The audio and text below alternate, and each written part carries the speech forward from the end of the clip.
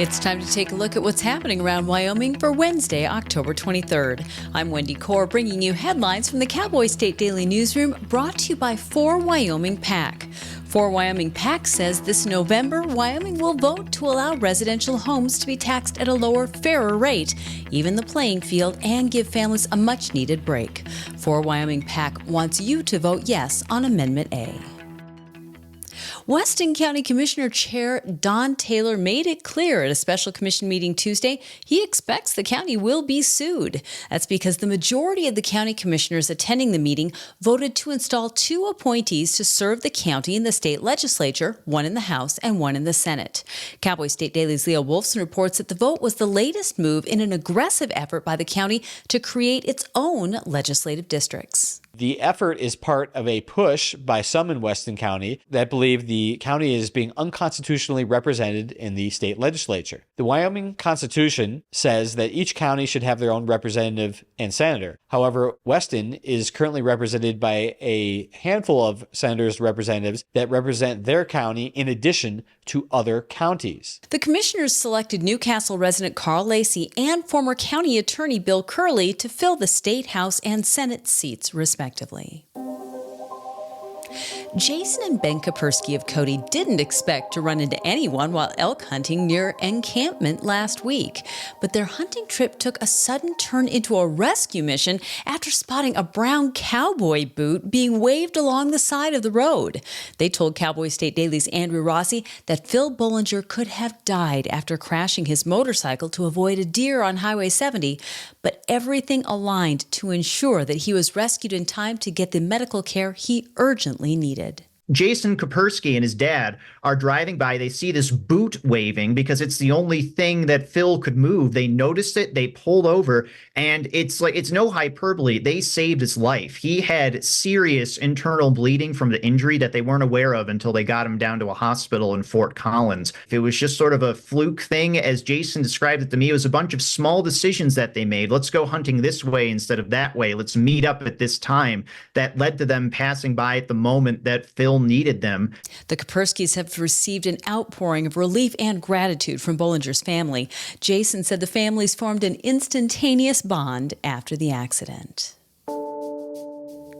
A Utah woman who lured her ex-boyfriend to a Rock Springs parking lot and ran him down with her SUV, killing him, was sentenced Tuesday to between 45 years and life in prison.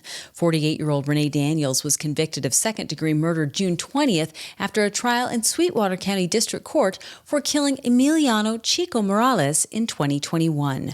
Cowboy State Daily's Claire McFarland reports that the two had broken up prior to the incident, and Daniels had been sending expletive and insult-laden texts to Morales. It culminates to where she's arranged to meet him at the parking lot of the gas station to get his things. And at some point, he's trying to get his things from the ground, and she runs over him with her Tahoe. The witnesses, the evidence bore this out. Chico Morales' mother said, well, he was 43 when he died, so she should have between 43 years and life. And the judge took it just a little bit further. Morales' family members remembered him as a playful uncle, a good friend, and a man trying to rebuild a relationship with his grown son.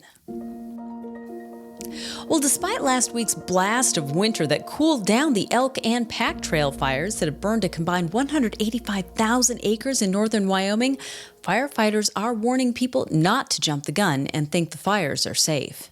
The rain and snow last week were crucial in getting control of both volatile fires.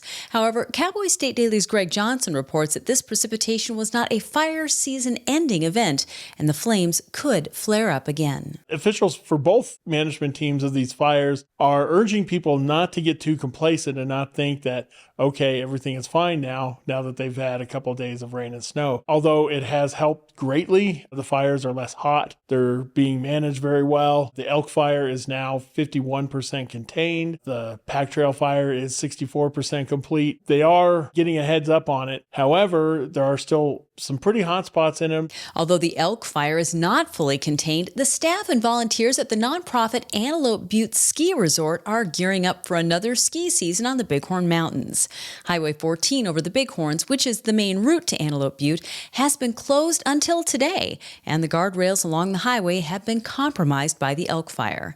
However, resort staff told Cowboy State Daily's Jackie Dorothy that the highway will be open in time for the ski season, which is scheduled to kick off in less than 2 months, and will feature a few upgrades. Antelope Butte Ski Resort is on full alert. As they prepare for the ski season, they are hopeful that Highway 14 will be reopened once the guardrails are fixed. They're continuing to do the maintenance just to get things up and running, and they are expecting a record year. To date, the elk fire has charred over 96,000 acres, and it's roughly 10 to 12 miles from the ski resort. And now let's take a look at today's weather with Cowboy State Daily meteorologist Don Day. Another quick-moving front coming off the Pacific coast will race across the northern Rockies today. It's going to mainly arrive late this afternoon and tonight into the morning hours of Thursday. Now, this system is going to produce a little bit of snow in the Bighorns and the western mountains of Wyoming. That means the elk fire will get a little more snow, not a lot, but a little. Same for the pack trail fire. Anybody traveling over the mountain passes of the north and west tonight and tomorrow morning, be ready for some slick conditions. Could see some snow showers in the southern mountains as well. Down on the plains, pretty windy. Going to be some windy areas again, especially on Thursday in the south and the east.